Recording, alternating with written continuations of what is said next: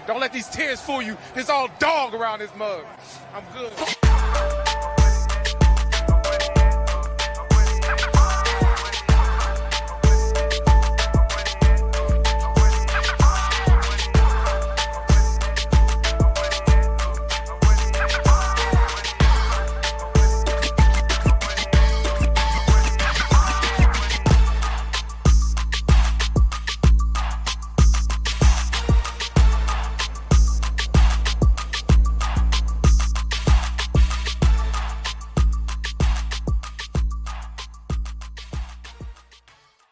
Hey, what's going on, Who Dat Nation? It is yours truly, TJ Jones, and yes, I am the host of the State of the Saints podcast. Thank you so much for checking out the State of the Saints podcast, where we talk New Orleans Saints. Now, if you're new to this channel, if you just stumble across it, I ask that you hit the subscribe button. We are a very interactive podcast. We're a very upfront podcast. We don't roll any punches here. We're not trying to sit up here and blow smoke up your behind. We keep it 100 here on the State of the Saints podcast. And if you're on the fence, hopefully by the end of this video, you become a subscriber to the podcast channel. But let's go ahead and talk a little bit about the topic of conversation. Let's talk a little bit about the Saints offensive coordinator search. Now, the last episode, if you checked out the State of the Saints podcast, the topic was about Mickey Loomis's press conference. Of course, the controversial press conference, the conference that was heard around the world. Mickey Loomis with the gum chewing and the arrogance and all the other stuff. I kind of got lost in the sauce there. And I really didn't talk that much about the Saints offensive coordinator search. And I just thought that I would come back and circle around and get a little bit more in depth about the Saints offensive coordinator search. Now, if you've been following the New Orleans Saints, you know that they have requested some interviews from some individuals. Dan Pitcher, the assistant coordinator for the Cincinnati Bengals, they asked for the passing game coordinator, Zach Robinson, out there with the Rams. And also, they also requested for Shane Waldron, the offensive coordinator of the Seattle Seahawks. They requested for him as well. So these are three guys who, two of them are trying to climb up the ranks, get an opportunity as offensive coordinator. Shane Waldron has been the offensive coordinator for the Seattle Seahawks since 2021. We all know about Geno Smith and his resurgence as a quarterback, winning comeback player of the year. Well, Shane Waldron was his offensive coordinator during that time. So the New Orleans Saints are looking a little bit different, and they're also following the blueprint of the National Football League and a wave that is going right now, the youth movement. And I mentioned that on the last episode. I did get to that, and I said that this is a little bit of a young man's league now.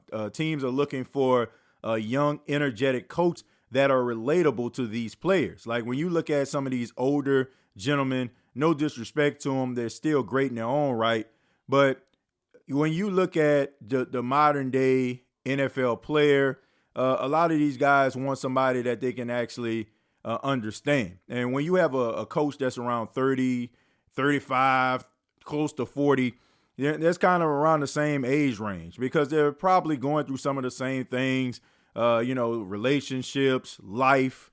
So they're more relatable. And not to mention, they have a little bit more energy than maybe some of these older coaches. So this is what the NFL is looking for. You got Kevin O'Connell out there with the Minnesota Vikings, Sean McVay with the Rams. So many different young coaches out there. Shane Steichen with the Indianapolis Colts. So this is what the NFL is trying to do. And it seems like the New Orleans Saints are trying to follow suit, which we got to give them credit for that. A lot of criticism has been given to the New Orleans Saints organization, justifiably so, for their lack of aggression when it comes to making certain moves, them kind of standing there with their hands in their pocket like they got everything under control. But in reality, everybody knows that they don't. They're just trying to look the part. But this is a step in the right direction, them interviewing some of these young, vibrant coaches, not just going out there going with what a lot of people call a sure thing, the No disrespect to him, but the Eric Bieniemys, the Frank Reichs, and the John Grudens of the world, the guys that have been around for a while, they're trying to give some of these younger guys who have been with great offensive minds, giving them an opportunity. And the Saints really need this because we know that they have the talent. You know, you got Chris Olave out there. You have A.T. Perry, who came on towards the end of the season. You got Rashid Shaheed, who I feel like could be a really good receiver if he's given more opportunities. You got Juwan Johnson out there kind of just, coasting. But we know that he has the talent. We saw that in that Tampa Bay game when he kind of took over. And not to mention Alvin Kamara, Kendre Miller, and Jamal Williams as your running back. So you have a lot of talented guys on this team. So to get another coordinator that can be able to distribute this ball, I think the Saints can be a very, very dangerous offense. And I want to say this also. This is the most important position that the Saints are going to select this offseason. Like, you can talk about the NFL draft, and I know that the New Orleans Saints, they need offensive line help. They need pass rush. You want to get younger on certain sides of the football, offensive, defense. But I don't think that you're going to find a job or a position more important than this offensive coordinator job because, like him or not, right, be a big fan of him or not, but Dennis Allen is a really good defensive-minded coach. He knows defense. We've seen the Saints neutralize some of the best quarterbacks in all of football, make them look as pedestrian, as I like to say, as someone walking across the street. We know that he can coach some defense. Now, his ebbs and flows when it comes to his decision-making is a whole nother question, right?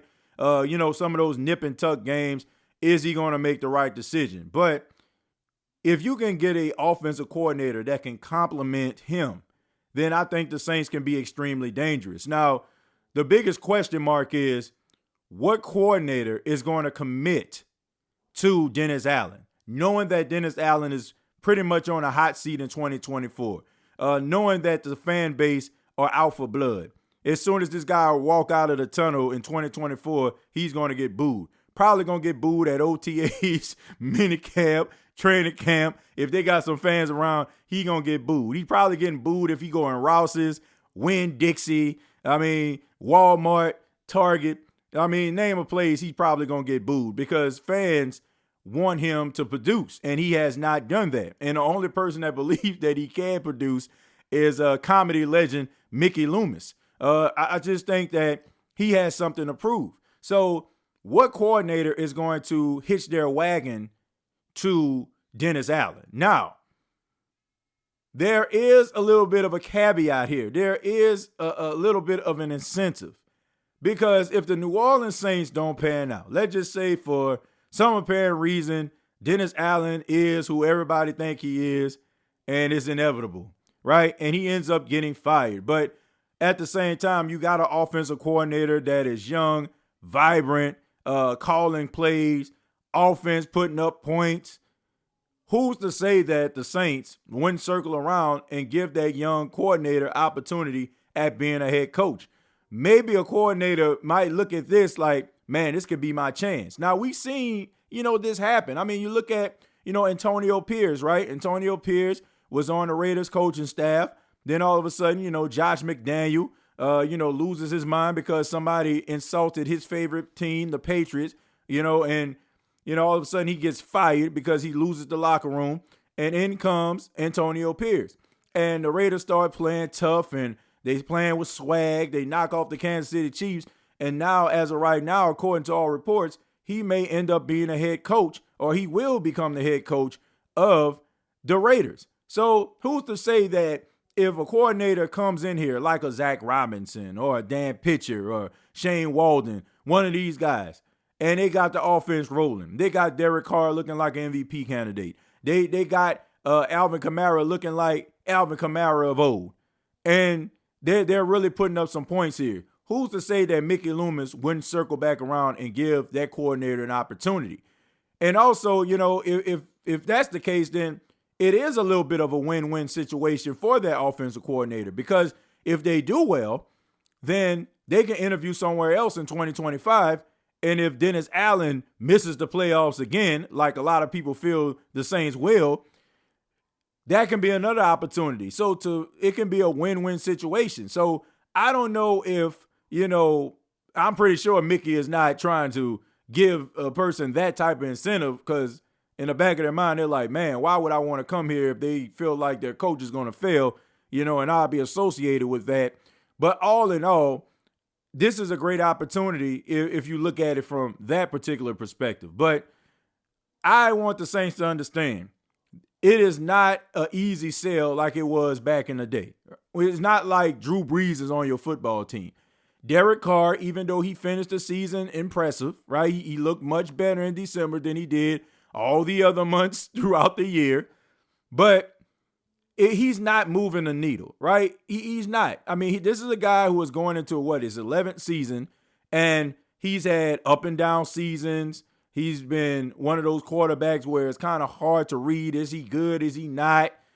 So you might go to the Saints, you might not, but it's not like you're, definitely going to go like CJ Stroud is your quarterback, or Patrick Mahomes is your quarterback, or Joe Burrow is your quarterback. Those will be no-brainers, right? Because you got a young, talented guy in CJ Stroud. You got a proven veteran, a multi-time Super Bowl champion in Patrick Mahomes, and an absolute beast that took the Cincinnati Bengals from one of the most illegitimate teams to the most legit teams in the National Football League in Joe Burrow. So that's a no-brainer.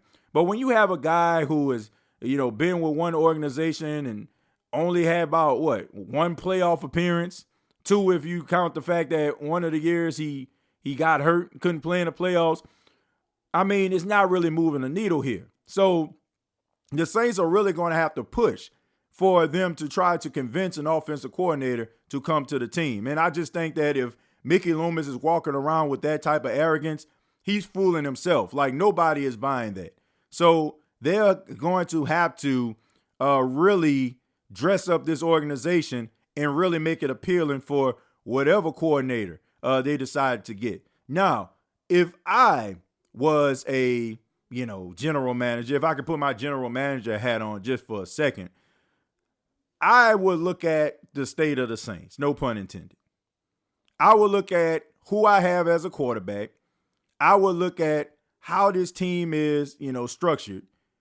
And that's how I would make my decision. Because number one, like them or not, you're contractually obligated to Derek Carr for at least a few years, right? So it's probably in your best interest to try to get someone that makes him feel comfortable. Now, I know Mickey Loomis said at his press conference / comedy hour that he's not really concerned. He doesn't take into consideration the quarterback or their point of view or their feelings. He just goes out there and just selects who he feels is the best, the best best coach or coordinator or whatever. But it's probably smart for you to understand what type of quarterback you have, the system, and who would be the best fit.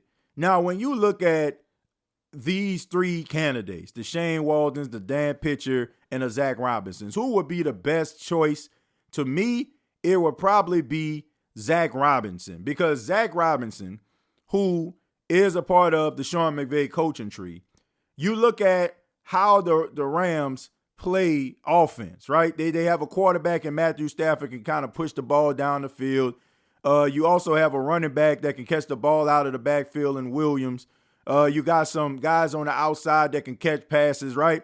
It's kind of structured like the New Orleans Saints, right? Matthew Stafford is more like a statue quarterback. He ain't trying to run. He ain't trying to make you miss. He ain't no Lamar Jackson or anything like that. He pretty stationary in the pocket. He's trying to deliver the ball to the playmakers down the field, or he trying to check it down to his running back. And I know people have their reservations about Alvin Kamara. I've been hearing a lot of stuff about Alvin Kamara being washed, not being what he used to be. I'm telling y'all right now, looking at Alvin Kamara and watching him throughout his entire career, we all know that Alvin Kamara is a smart football player. And at times, Alvin Kamara makes business decisions. There's been times where Alvin Kamara would be running and all of a sudden, like, he know he's not, he knows more than likely if he cut it up, somebody probably going to, give him a really hard hit. So he'll probably run out of bounds. Now, looking at that, you're like, man, why he just didn't try to fight for extra yards? But at the same time, you think to yourself, well, if he goes out here trying to be Marion Barber, may he rest in peace, what would happen to the team? Like, we know if Alvin Kamara gets hurt, that's extremely detrimental to the New Orleans Saints. So this is how this guy thinks. And I feel like he has been extremely frustrated with the offensive line. He's been extremely frustrated with the play calling. And I feel like what we're seeing from Alvin Kamara is not so much about him being on the decline. It's more so about him not being interested. We've heard this from Sean Payton. He said, Sean Payton said, one of the biggest issues with Alvin Kamara is trying to keep him engaged because he can become disengaged, like if you don't stay focused on him or challenge him. And I feel like over the last couple of years, that's what we saw. Because I want people to be extremely careful because I don't feel like I'm reaching with this.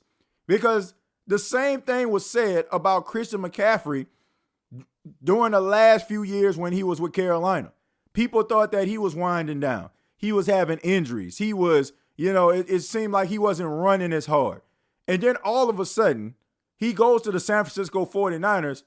And if this wasn't, a quarterback award, the MVP, people will be singing his praises more so than they are right now. Christian McCaffrey is one of the best, if not the best running back in all of football. And if you look at him in Carolina during the last couple of years, you would have thought that he was washed. So I really just feel like if you set up some plays and make it interesting for Alvin Kamara, give him opportunities to, make somebody miss, give him the ball in space. There were a lot of things that the New Orleans Saints just stopped doing once Sean Payton stepped down as the head coach and Pete Carmichael became the offensive coordinator and started calling the plays solely, right? I mean, we know that Pete Carmichael was the offensive coordinator all those years, but let's just call it for what it is. It was only in title. Sean Payton was, the voice of the offense, and he knew how to get Alvin Kamara the ball. We know that Alvin Kamara used to have 80 receptions a year and also accompany that around 500-600 yards, per year, going alongside Mark Ingram or some other running back. So I feel like you'll probably see a better version of Alvin Kamara if the Saints get a coordinator that can open it up and that can be innovative. So be on the lookout for that. And also with Kendre Miller. I know people were frustrated with him, him coming in, being injured. But I just think that the injuries kind of stem from when he was at TCU. He was really good at TCU. He ended up getting injured in the semifinals of the college football playoffs. And I just think that he didn't really fully heal. And he tried to go out there, try to give it the old college try. And I don't think that he was fully ready. And that kind of caused him to have some of these other injuries that he sustained. But as we can see, that guy is talented. And if you have Alvin Kamara and Kendre Miller, and I also feel like if you fix the offensive line issues, you'll have Jamal Williams as your sledgehammer. The New Orleans Saints can be extremely dangerous. So to me, Zach Robinson would probably be the best. Now, if the New Orleans Saints want to go old school with it, right? You look at Dennis Allen, the fact that Dennis Allen is on a hot seat, the fact that he may be kind of nervous about committing to a guy who's a first-time offensive coordinator.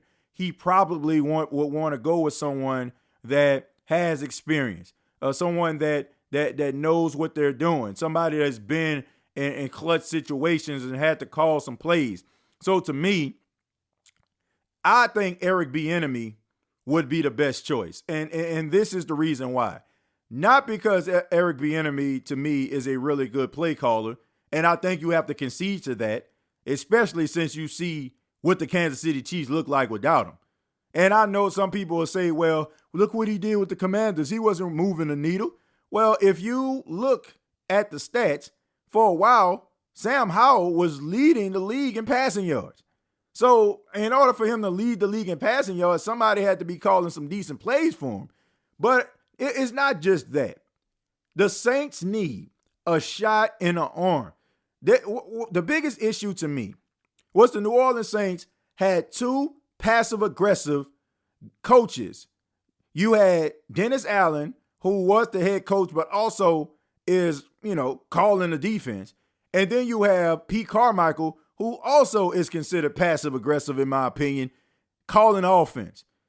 What is the biggest gripe people have about Eric Bieniemy? We all heard Shady McCoy talk about how he talks to players, and sometimes it can come off, as being disrespectful and rubbing people the wrong way. To me, I feel like the Saints need a little bit of that. They need somebody that's going to be holding these players accountable, who is going to call these guys out in meetings, who is going to, make sure that these guys are on time, making sure that these guys are burning the midnight oil, using the Microsoft tablet. The Saints need that. And I think that's probably one of the reasons why Cody Burns, the wide receiver coach, end up getting fired. The Saints need a little bit of a taskmaster, a guy that's going to hold some players accountable. And if you get a guy like Eric Bieniemy in there, not only do you have a guy who has actually won something, he has won 2 Super Bowls as offensive coordinator, you have somebody that is going to be, a sheriff. He's going to rule with iron fist.